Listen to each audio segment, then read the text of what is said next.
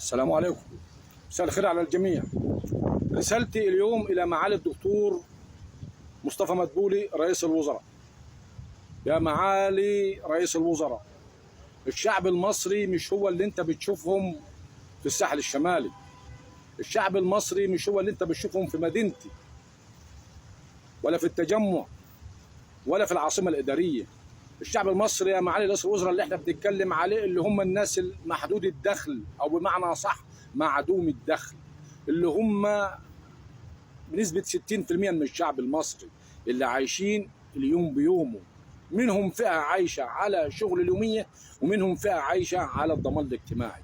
الناس دي تعيش ازاي وسط غلاء الأسعار بالشكل المهول ده؟ يا معالي رئيس الوزراء، انت مسؤول عن الناس دي، بس انت مش مسؤول عن اللاجئين. انت متحملني ذنب او بتحملني هم لاجئ هو اللي خرب بلده، هو اللي دمر بلده. انا مالي وماله؟ انت ليه تحمل نفسك وتحمل الدولة وتحملني انا كمواطن مصري؟ تحملني حمل مش بتاعي ولا ليا دخل فيه. هم ناس خربوا بلدهم بايديهم، اجيبهم انا عندي اعمل بهم ايه اساسا؟ يعني هم ناس 3/4 تبع الاخوانجيه، وكلهم كانوا مؤيدين الاخوانجيه دي في بلادهم. ولما الدنيا ما ظبطتش معاهم وما فلحوش بمعنى صح هناك، قربوا هجوم على مصر. انت استقبلتهم جيت حملتني انا الفاتوره بتاعتهم. انا ذنبي ايه؟ انا مالي؟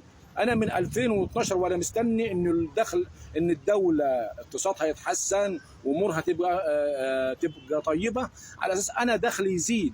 اما انا الان دخلي ما بيزيدش، انا دخلي بينزل في النازل، واذا زاد ما بيكفيش. انا اعمل ايه كمواطن مصري من الفئه المساكين، الفئه محدوده الدخل، الفئه معدومه الدخل؟ انت تحملهم فاتوره الناس ديت ليه؟ تحملهم فاتوره اللاجئين ليه؟ الناس اللي عايشه في الساحل الشمالي ولا في مدينتي ولا في التجمع ولا في العاصمه الاداريه، الناس دي مش فارقه معاها. الناس دي بالنسبه لهم الامور الحياه زي الفل. يعني الله يرزق الجميع. لو كيلو اللحمه صار ب 2000 جنيه ما عندهمش مشكله، لكن احنا بندور دلوقتي على الفئه المطحونه، الفئه الغلبانه، الفئه المسكينه، الفئه اللي اذا اشتغلت هتاكل، اذا ما اشتغلتش مش هتاكل، اذا مرضت قدام منها امرين: يا اما يتعالج يا اما ياكل، والاثنين امر من بعض. الناس دي تروح فين؟ الناس دي مين المسؤول عنها؟ مش انت يا معالي رئيس الوزراء انت المسؤول عنها؟ مش انت المفروض توفر لهم حياه كريمه زي ما الرئيس عبد الفتاح السيسي قال، وفي صندوق باسم حياه كريمه في مصر؟ الناس دي هتعيش ازاي وسط الغلاء الفاحش اللي حاصل ده؟ وكل ده بسبب اللاجئين. يا معالي رئيس الوزراء الله يرضى عليك، بص لشعبك وبص لاهلك وبص لناسك. انت لا تتحاسب امام ربنا عن الناس دي. انت ولا الشعب المصري مسؤول عن اللاجئين. انت ما تحملش نفسك وتحملنا فاتوره احنا ملناش دخل فيها نهائي. الله يرضى عليك يا معالي رئيس الوزراء. الشعب وصل لاخره، وانا والله انا راجل مصري وبحب بلدي وبخاف على بلدي، وبزعل لما الاقي واحد من اللاجئين يطلع يصور بلدي ويسوق لبلدي تسويق سيء ويسيء لاهل بلدي ويسيء لشعبي. انا بزعل.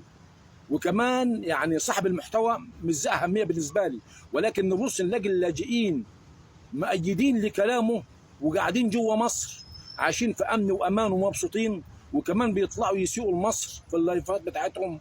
ده شيء يقهر وشيء يزعل. ده اللي استفز الشعب المصري. لهم عندنا 14 سنه بس استفزونا واستفزوا الشعب المصري، واحنا ناس دمنا حر. ما نقبلش ان حد يبقى قاعد في بيتنا ويهنا، يبقى بياكل اكلنا ويهنا. على اساس ايه؟ اساس هو بيجب عليا ولا هو كسر عيني؟ يرجع بلده الله لا يرده، يروح يعمر بلده. مش هو بيقول ان هو يعمر مصر؟ يروح يعمر بلده، يروح يرفع اقتصاد بلده، يروح يدافع عن بلده، يروح يحرر ارضه. احنا مطلبنا معالي رئيس الوزراء مش بنطلب مطلب شخص، ولا احنا بنطلب شيء يعني مش من حقنا. لا، احنا عندنا ناس فئه من الشعب هي اولى. وانت ادرى الناس بالكلام ده يا معالي رئيس الوزراء. انتوا ليه مش باصين للناس ديت بنظره الرحمه، بنظره ان هم اولى، ان هم دلوقتي ابناء الشعب وابناء الوطن؟ يوم ما الوطن بيحتاجهم بيلاقيهم. اما اللاجئ ده يوم ما مصر تحتاجه هتلاقيه وين؟ اذا كان ما وقف مع بلده هيقف مع ده هيقف مع مصر يا معالي رئيس الوزراء. الله ما شفناه ولكن بالعقل عرفناه. فرجاء رجاء يا معالي رئيس الوزراء، اتمنى من الله ثم منك انك في 30/6 نلاقي اخبار تسر الشعب المصري، نلاقي اخبار ترضي الشعب المصري، نلاقي اخبار ترضي الناس المساكين اللي عايشين عيشه ما يعلم بها الا رب العالمين. وتحياتي للجميع.